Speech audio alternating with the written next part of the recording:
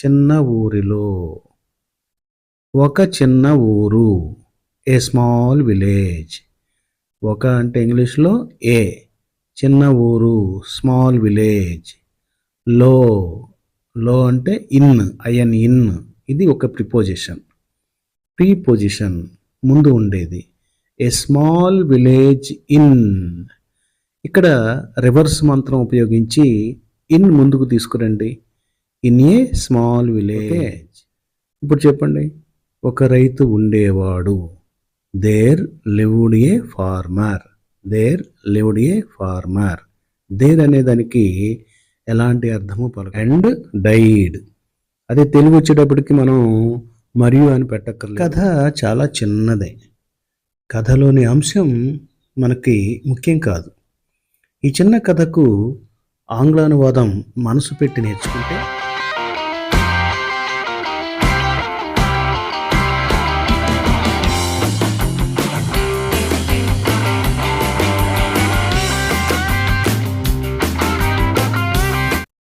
Dear friends, ఈ వీడియోలో మనం ఓ చిన్న కథకు ఆంగ్లానువాదం చేద్దాం. చాలా చిన్న కథ. అనగనగా ఒక చిన్న ఊరిలో ఒక రైతు ఉండేవాడు. అతనికి ఒక ఎద్దు ఉంది. అతను ఆ ఎద్దుతో పొలం దున్నించేవాడు. ఒకరోజు ఆ ఎద్దు అనారోగ్యం చెంది మృతి చెందింది. ఆ రైతు చాలా బాధపడ్డాడు. కథ చాలా చిన్నదే. కథలోని అంశం మనకి ముఖ్యం కాదు. ఈ చిన్న కథకు ఆంగ్లానువాదం మనసు పెట్టి నేర్చుకుంటే ఇదే క్రమంలో రాబోయే ఎపిసోడ్స్లో కూడా మీరు పాటిస్తే ఇంగ్లీషు చాలా తేలికగా త్వరగా వచ్చేస్తుంది. ఈ కథ ద్వారా మనం నేర్చుకోబోయే అంశాలు ఏంటంటే, ఒకటి పద సంపద అంటే వొకాబులరీ. 2 వాక్య నిర్మాణం సెంటెన్స్ కన్స్ట్రక్షన్. 3 పోటీ పరీక్షలు వ్రాసేవారి కోసం కొద్దిపాటి గ్రామర్. ఇప్పుడు ఈ కథకు సంబంధించి వొకాబులరీ చూద్దాం. అనగనగా. అనగనగా అంటే వన్స్ అపాన్ ఏ టైం. ఇది యాడ్వర్బియల్ ఫ్రేజ్. అంటే ఒక వెర్బ్ని కానీ, ఒక అడ్జెక్టివ్ని కానీ, లేదా మరో యాడ్వర్బ్ని కానీ మోడిఫై చేసి చెప్పేటటువంటి కొన్ని మాటల సముదాయాన్ని మనం యాడ్వర్బియల్ ఫ్రేజ్ అంటాం. దీని గురించి మనం మన మొదటి కథ ట్వీటీ ద లిటిల్ బర్డ్లో మరింత వివరంగా చెప్పుకున్నాం. దాన్ని ఒకసారి చూడండి. Video number 29. మీరు గమనించండి, గత వీడియోలలో చెప్పుకున్న విషయాలనే మరలా ప్రస్తావిస్తూ ఉంటే వీడియో లెంగ్త్ పెరిగిపోతూ ఉంటుంది. ప్లేలిస్ట్లో కథలన్నింటినీ ఒకచోట ఉంచుతాను. వాటిని మీరు వరుసగా ఒకదాని తర్వాత ఒకటి చూస్తూ ఉంటే మీకు బాగా అర్థం అవుతుంది. ఓకే, మొదటిది మన వొకాబులరీలో మొదటిదిగా అనగనగా. అనగనగా అంటే వన్స్ అపాన్ ఎ టైం. ఇప్పుడు రెండవది ఒక. ఒక అంటే ఇంగ్లీష్లో ఏ అని కానీ యాన్ అని కానీ చెప్పుకోవచ్చు. ఏ లేదా యాన్ అంటే అర్థం ఒక. ఈ రెండింటిని మనం ఇండెఫినెట్ ఆర్టికల్స్ అంటాం. ఇండెఫినెట్ ఆర్టికల్స్ ఇవన్నీ కూడా మనకి పార్ట్స్ ఆఫ్ స్పీచ్లో ఈ పోటీ పరీక్షలు రాసేటటువంటి విద్యార్థులు ఖచ్చితంగా ఎదుర్కోవాల్సినటువంటి ప్రశ్న పార్ట్స్ ఆఫ్ స్పీచ్ మీద ఉంటుంది. కనుక వారికి ఇది ఖచ్చితంగా ఉపయోగపడుతుంది. మనం వొకాబులరీలో అర్థంతో పాటు ఆ పార్ట్స్ ఆఫ్ స్పీచ్లో ఏ భాషా భాగానికి చెందిందో కూడా తెలుసుకుంటూ ఉందాం. ఒక అని అంటే ఏ లేదా యాన్. ఈ రెండింటిని మనం ఇండెఫినెట్ ఆర్టికల్స్ అంటాం. చిన్న ఊరు స్మాల్ విలేజ్. చిన్న ఊరు స్మాల్ విలేజ్. నౌన్. ఒక రైతు ఏ ఫార్మర్. ఒక అంటే ఏ అనేది ఆర్టికల్. ఫార్మర్ అనేది నౌన్. ఉండేవాడు. ఉండేవాడు అంటే అక్కడ పడి ఉండటం కాదు, నివసిస్తూ ఉండటం. నివసిస్తూ ఉండేవాడు. లివ్డ్. LIVED. లివ్డ్. దేనికిది? Past tense of live. Live అనేటటువంటి వెర్బ్కి ఇది పాస్ట్ టెన్స్ వెర్బ్.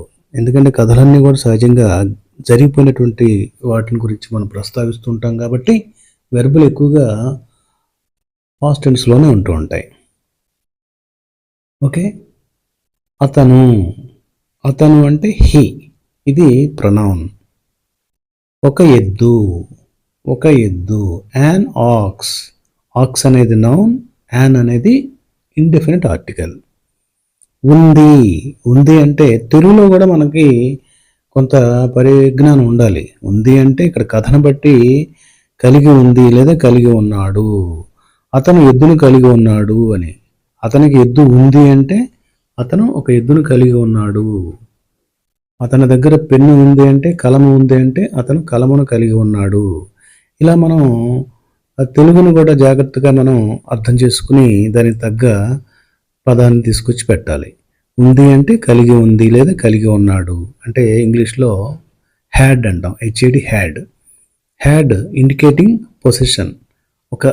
ఏదైనా ఒక దాన్ని కలిగి ఉంటే దాన్ని మనం హ్యాడ్ అంటాం. హ్యావ్కి హ్యాడ్ అనేది పాస్ట్ టెన్స్ రూపం. ఈ పంట పొలాన్ని దున్నటాన్ని ప్లావ్, పిఎల్ఓయుజిహెచ్, ప్లావ్ అంటాం. ఇది కూడా వెర్బే. ద ఫీల్డ్స్, ఫీల్డ్ అంటే పొలము, నౌన్.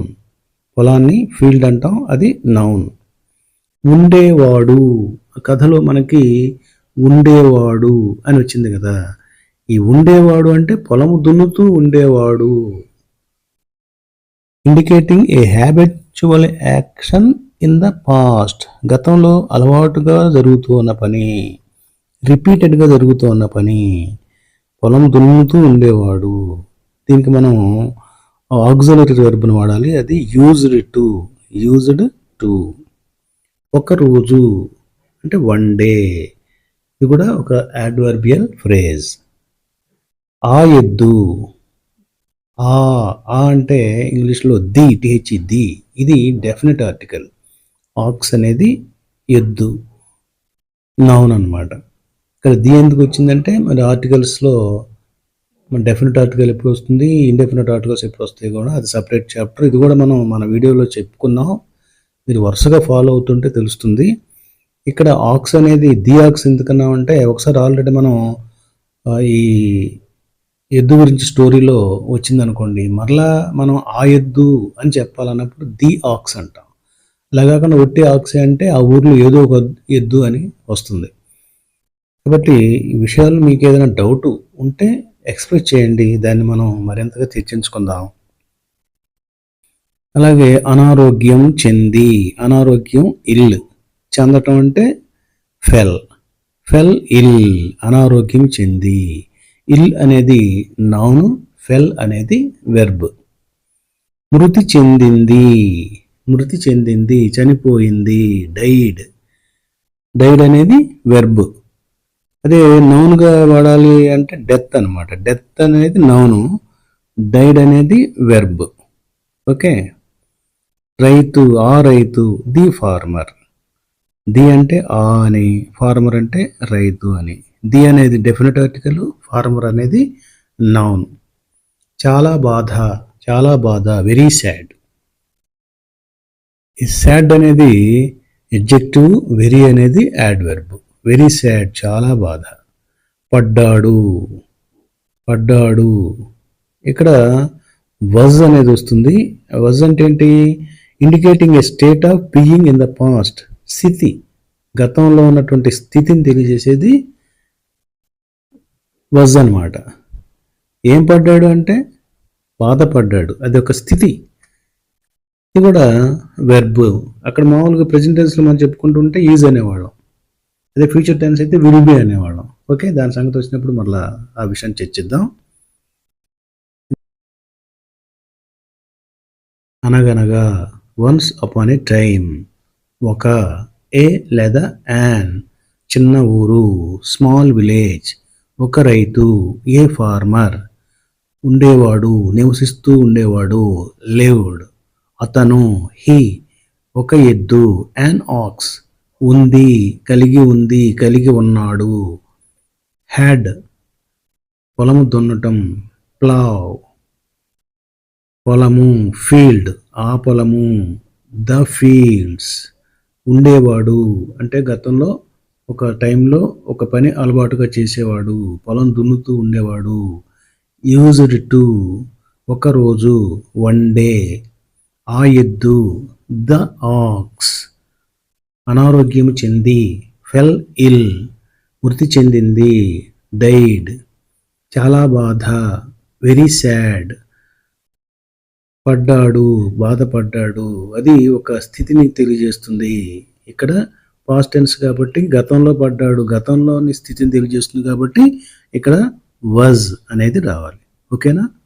ఇప్పుడు మన కథను స్టెప్ బై స్టెప్గా ఇంగ్లీష్లోకి అనువాదం చేద్దాం. అనగనగా ఒక చిన్న ఊరిలో ఒక రైతు ఉండేవాడు. మొదటి వాక్యం, అనగనగా ఒక చిన్న ఊరిలో ఒక రైతు ఉండేవాడు. అనగనగా, అనగనగా అంటే ఇంగ్లీష్లో మనం వన్స్ అపాన్ ఏ టైమ్ అంటాం. ఇది ఒక phrase. It indicates a story from the past. గతంలో జరిగిన ఓ కథను మనం చెప్పుకునేటప్పుడు తెలుగులో అయితే అనగనగా అంటాం, అది ఇంగ్లీష్లో అయితే వన్స్ అపాన్ ఏ టైమ్, లేదా లాంగ్ లాంగ్ ఏగో, లేదా వన్స్ దేర్ లివ్డ్. ఇలా మనం కథని ప్రారంభిస్తాం. ఇప్పుడు రెండో పదం చూడండి.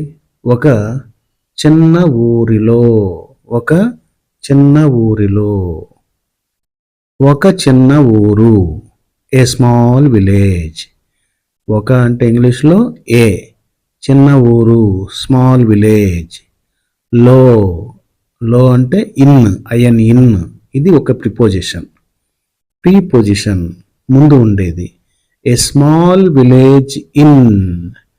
ఇక్కడ రివర్స్ మంత్రం ఉపయోగించి ఇన్ ముందుకు తీసుకురండి. In a small village. మీరు గమనించారుగా, తెనాలిలో. తెనాలి ఇన్ కాదు కదా, ఇన్ తెనాలి. గుంటూరులో, ఇన్ గుంటూర్. ఇదంతా కూడా తెలుగు వాక్య నిర్మాణానికి ఇంగ్లీషు వాక్య నిర్మాణానికి ఉన్నటువంటి తేడా వల్ల జరుగుతుంది. వీటిని చాలా వివరంగా గత వీడియోలలో మనం వివరించుకున్నాం కదా. సో ఒక చిన్న ఊరిలో, ఇన్ ఏ స్మాల్ విలేజ్. తర్వాత ఒక రైతు ఉండేవాడు, ఒక రైతు, ఏ ఫార్మర్. ఉండేవాడు, నివసిస్తూ ఉండేవాడు, లివ్డ్. A farmer lived. దాన్ని మనం ఎలా అర్థం చేసుకోవాలి? ఒక రైతు ఉండేవాడు, ఉండేవాడు ఒక రైతు, ఉండేవాడు ఒక రైతు అని మనం తెలుగుని భావించి ఊహించుకుని ఇంగ్లీష్లోకి మార్చాలి. Lived a farmer, lived a farmer.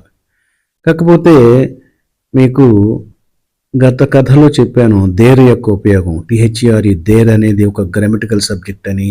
ఏదైనా, ఎవరైనా, ఏమైనా ఉన్నట్లు మనం చెప్పేటటువంటి వాక్యాన్ని దేరుతో ప్రారంభించాలని. గుర్తుందా? ఒకసారి మీరు ఆ మొదటి కథని కూడా చూస్తే మీకు చాలా క్లియర్గా అర్థమవుతుంది. ఓకే, ఇప్పుడు చెప్పండి. ఒక రైతు ఉండేవాడు. There lived a farmer, there lived a farmer. There అనే దానికి ఎలాంటి అర్థము పలకదు. ఇక్కడ డమ్మీ సబ్జెక్ట్ అనమాట అది. దాన్ని అందుకని మనం గ్రామటికల్ సబ్జెక్ట్ అంటాం.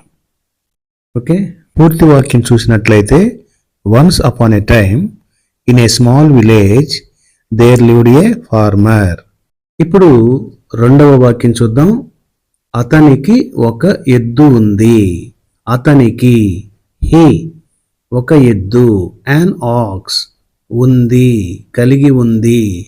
హ్యాడ్, హ్యావ్కి యొక్క past tense had.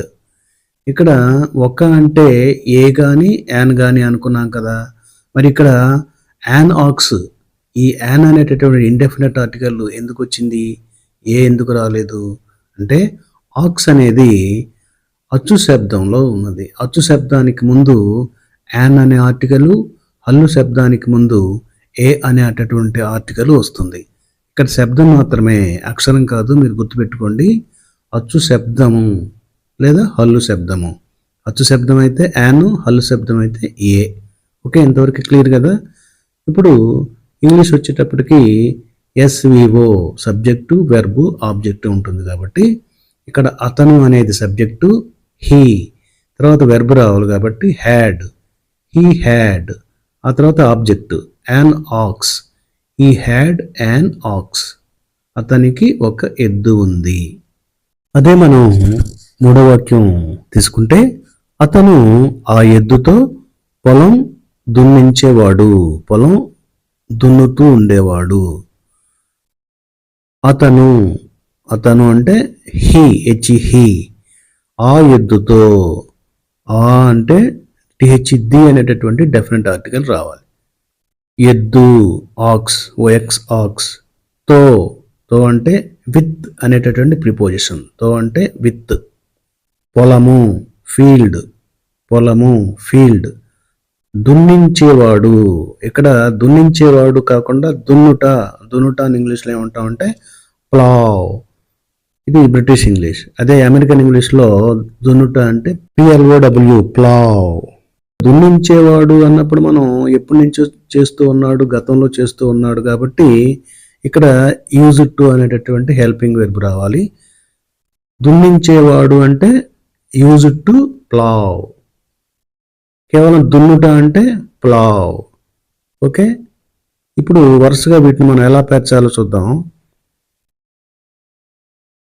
Subject he, దున్నుట verb use to plough, object the field, other words వచ్చేటప్పటికి విత్ దట్ ఆక్స్ లేదా విత్ ద ఆక్స్. ఇప్పుడు మొత్తం వాక్యం he use to plough the field with the ox. దాన్న that అన్న అర్థం ఆ అనే, కాబట్టి ఆల్రెడీ ఒక ది ఉపయోగించాం కాబట్టి ఇక్కడ మనం దట్ ఉపయోగిస్తే బాగుంటుంది. లేదు దీనే ఉపయోగిస్తానన్న పెద్ద ప్రమాదం ఏమీ లేదు. He use to plough the field with that ox. అలాగే నాలుగో వాక్యం చూస్తే ఒకరోజు ఆ ఎద్దు అనారోగ్యం చెంది మృతి చెందింది. ఒకరోజు ఆ ఎద్దు అనారోగ్యం చెంది మృతి చెందింది. ఒకరోజు, వన్ డే. ఇది ఒక phrase, sets a specific time, అందుకని దీన్ని మనం ముందు పెట్టాలి. ఆ ఎద్దు, ది ఆక్స్, అనారోగ్యం చెంది, ఫెల్ ఇల్, ఫెల్ ఇల్, మృతి చెందింది, డైడ్. ఇక్కడ మృతి చెందటం కూడా వెర్బే, అలాగే అనారోగ్యం చెందటం కూడా ఒక వెర్బే. కాబట్టి ఇక్కడ రెండు వెర్బులు ఉన్నాయి కాబట్టి మొదటి వెర్బ్ తర్వాత ఎండ్ అనేటటువంటి కంజంక్షన్ మనం ఉపయోగించాల్సి ఉంటుంది. ఒకరోజు, వన్ డే. ఆ ఎద్దు అనేది సబ్జెక్టు, ద ఆక్స్. తర్వాత వెర్బ్ ఫెల్ ఇల్, జబ్బు పడింది. జబ్బు పట్టమే కాదు మరియు చనిపోయింది కూడా. And died. అదే తెలుగు వచ్చేటప్పటికి మనం మరియు అని పెట్టక్కర్లేదు. ఒకరోజు ఆ ఎద్దు అనారోగ్యం చెంది మృతి చెందింది అంటే మనకు అర్థం వస్తుంది.